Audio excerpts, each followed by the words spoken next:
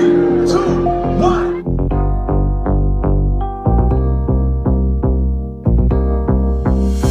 assalamualaikum warahmatullahi wabarakatuh. Jumpa lagi dengan saya Roy Mandatu Channel. Kali ini kita masih dalam belajar daring karena kondisi COVID-19 yang belum berakhir. Oke, saya berharap kalian masih tetap semangat, tetap sehat, sehingga masih kita bisa beraktivitas seperti biasa. Anak-anakku, kita sampai pada materi kaidah kebahasaan. Bagaimana materi tersebut? Kita ikuti yuk.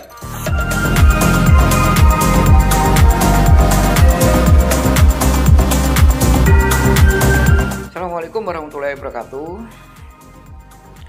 Kita ketemu lagi pada kompetensi dasar menganalisis isi dan aspek kebahasaan teks laporan hasil observasi.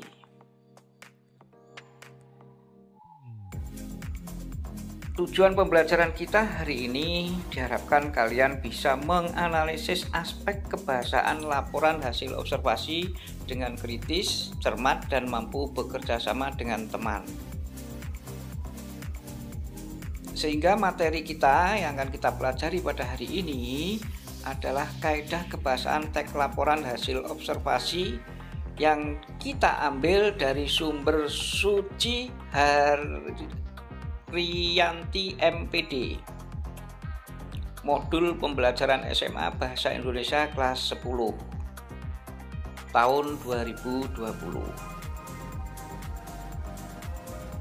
Kaidah kebahasaan teks laporan hasil observasi terdiri sebagai berikut.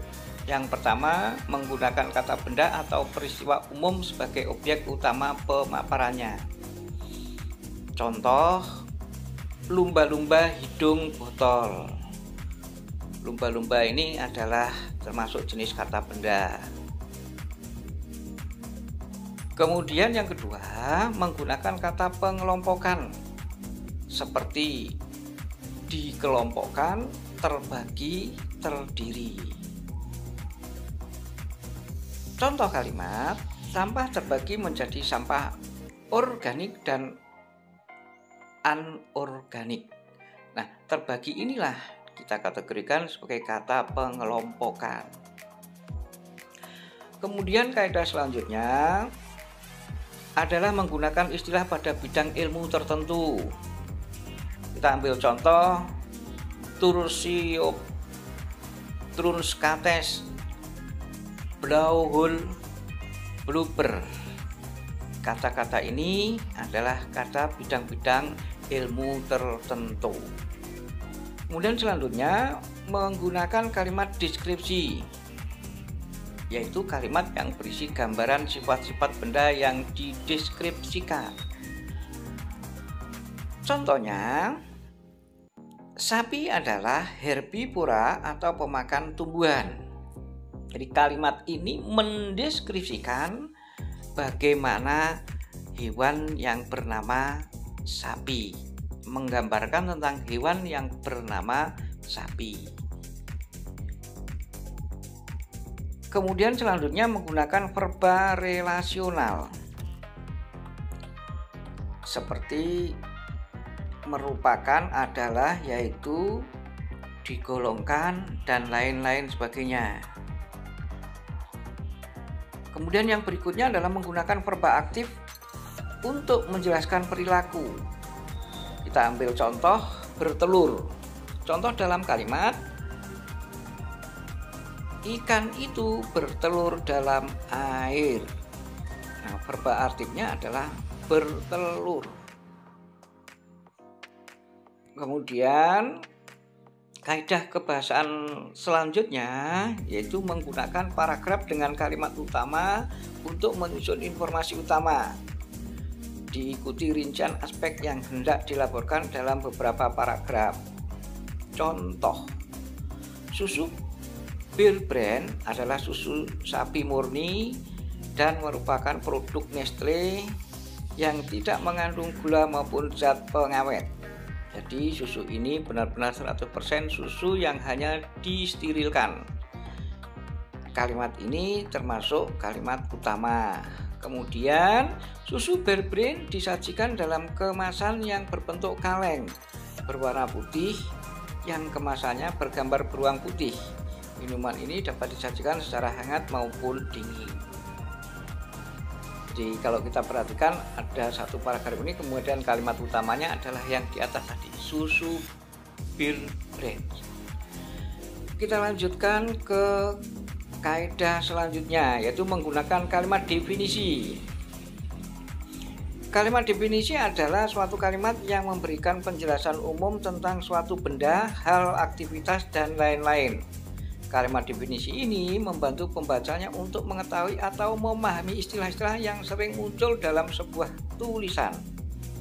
Contoh, awan adalah hasil penguapan air yang dipanaskan oleh sinar matahari. Cirinya, definisi kalimat definisi itu cirinya menggunakan kata kunci adalah. Selanjutnya, menggunakan kalimat deskripsi. Kalimat deskripsi yaitu kalimat yang menggambarkan sifat atau diri khusus dari suatu benda. Contoh, ikan paus memiliki tubuh yang sangat besar. Jadi kalimat ini mendeskripsikan ikan paus yang begitu besar. Di kalimat deskripsi adalah kalimat yang menggambarkan sifat atau ciri khusus. Kalau kita lihat contohnya, ikan paus memiliki tubuh yang sangat besar, ini menggambarkan bahwa ikan paus memang benar-benar mempunyai tubuh yang sangat besar. Kita lanjutkan kaidah kebahasaan teks laporan hasil observasi selanjutnya, yaitu mengandung kata sifat. Kata sifat adalah kata-kata yang menjelaskan, mengubah atau menambah arti suatu kata benda yang diikutinya hingga menjadi lebih spesifik. Kata sifat atau adjektif bisa menerangkan kuantitas, kecukupan, urutan, kualitas maupun penekanan pada suatu kata. Contohnya, besar. Rumah besar miliknya mau dijual. Jadi besar itu merupakan kata sifat. Kata sifat ini menambah arti kepada kata benda sehingga menjadi lebih spesifik, rumah yang berukuran besar.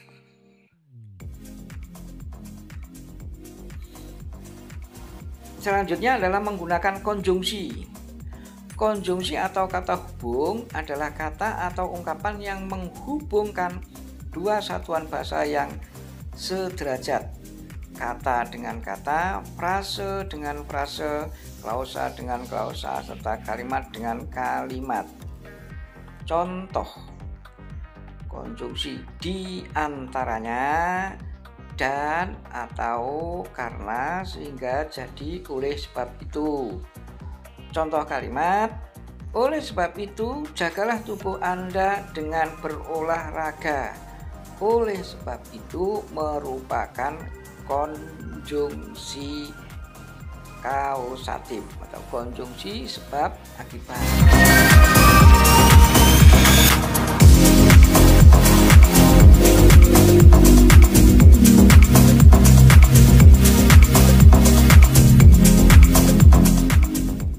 Itulah tadi materi kaidah kebahasaan. Jangan lupa kerjakan latihannya dan unggah hasilnya pada penilaian pengetahuan KI 13 pada e-learning madrasah. Oke, sampai di sini. Assalamualaikum warahmatullahi wabarakatuh.